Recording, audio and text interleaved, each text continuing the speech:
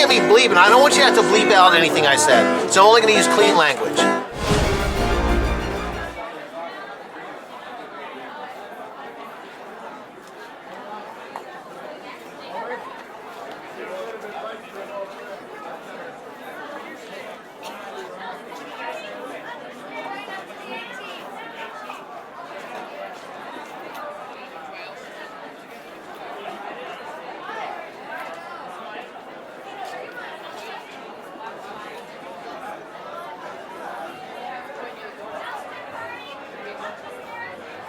So Brad, how'd you get to start in the pawn industry?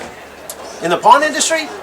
Well, that's a good question. How did I get my start? I remember someone asked me if I could work one Sunday unloading a truck for $100. And of course, I needed cash. Who doesn't? I said, sure. And the guy who owned the truck was conducting an auction. And, you know, I guess I didn't do too bad of a job and break too many things because he asked me to come back. So I came back. And ultimately, he asked me to work in his pawn shops full time. He had 2 stores, one in Rockville and one in Silver Spring when I joined the company. He later went on to open several more stores and sell out to a national publicly traded company. And his name was Jeff, and he taught me so much about people, about life, about the excitement of business, that I owe him a debt of gratitude that I could probably never repay. It was definitely a turning point for me, getting that job, unloading that truck, and he kept me on. You know, I tripped and fell many times, but he let me get back up, and he saw the good and not the bad, and that's what I really appreciate. Thank you very much. Hey! All right. How many years total experience do you have in the pawn industry? You know, that's an interesting question because experience and time are 2 different things. You know, you can work in a pawn shop that does 10 deals a day, and, you know, in 10 years you'll have 10 years of experience, but you'll have only done so many deals. You know, I've been lucky enough to work in busy operations where we've done, you know, 50 deals a day and 100 deals a day. So, you know, you get a lot more experience condensed in a short period of time. So the short answer is I don't know. Not enough, because there's so much I don't know that, you know, I'll never have enough experience. So length of time is meaningless to me. You know, it really is in terms of experience. My hobbies are specialists. Well, I like motorcycling. I like taking long trips on a motorcycle. You know, 100 miles, turn left or right or north or south. I don't mind that. The best part about being a parent is, you know, have my daughter grow up to be a person I admire. You know, that's really the thing. And I give my wife most of the credit for that.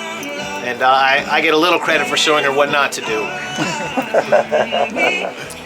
That's a good question. What makes us stand out from the competition?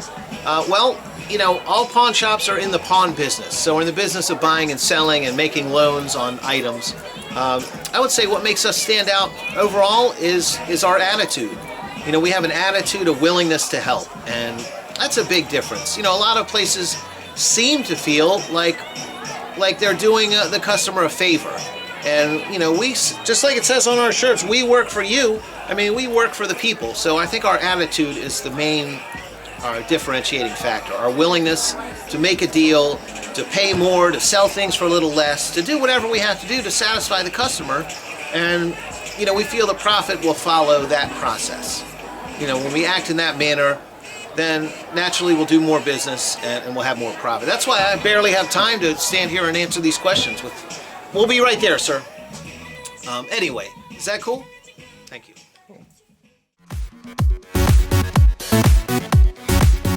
This isn't our first rodeo, folks. We've been doing this for 16 years, helping people just like you get the cash you need. At SUPERPAWN, you always get respect. And we always pay cash. Bring your gold to SUPERPAWN. SUPERPAWN's the best. They take care of you and they have the best customer service. At SUPERPAWN, you always get respect. And we always pay cash.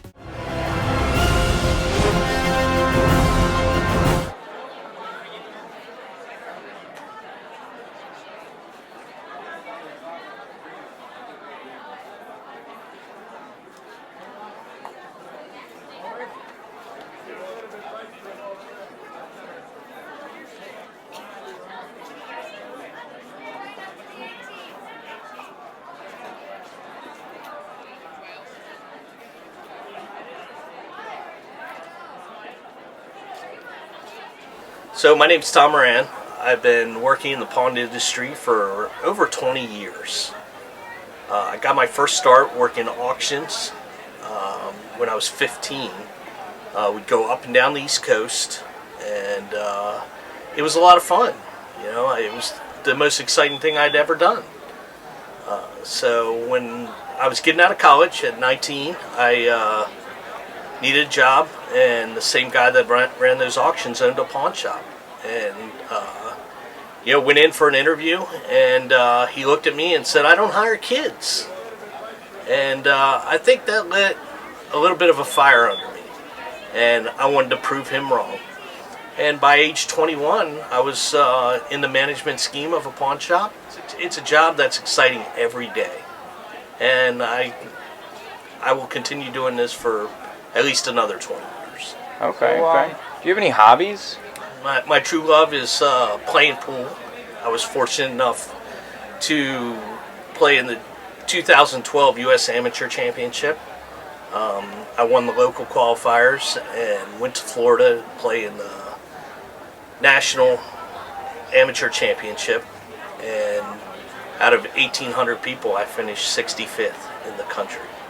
That was a huge accomplishment for me. You know, to be in the top 100 in the country for amateur pool players. What do you guys do here? What do we do here? Nothing! Shoot videos! In Baltimore City, you want to Yeah, talk about the different places you've done I was pawning? fortunate enough to be on a team where I moved store to store. In Maryland, I worked all the way from Baltimore, Essex, Laurel, where I am now. I've worked in Rockville, Silver Spring, Georgetown, as well as I was put on a team to go down to the Carolinas when we bought out another national chain, and we needed to train them on computers and inventory control. So I was part of that team, which was exciting. So Tom, what's the most interesting thing you've come across in a pawn shop? Well, Brad, there's so many things. You know, over 20 years, I've seen, you know, 500,000 items. And, but some of the exciting ones, you know, we took in an 11-karat diamond, which was very neat. We've taken in some cool old antiques, antique piggy banks, and we just recently purchased a inauguration dinner invitation from JFK's when JFK was elected president. That was kind of neat, and it was, you know, everything was there, which made it very exciting. You know, reliving a piece of history like that is, you know, is what brings us back every day. Tom, what was the first time you flipped something? Brad, you know, that's a great question, because back in the 7th grade, I used to buy packs of gum for $1. And it would come with 5 individual packs. And I'd go to school and I'd sell each pack for $1. You know, 7th grade, really? 7th grade. Yeah, I was young. I was, you know, saw an I was in opportunity. need of cash for whatever. People needed gum. People needed gum then. That's right. Yeah.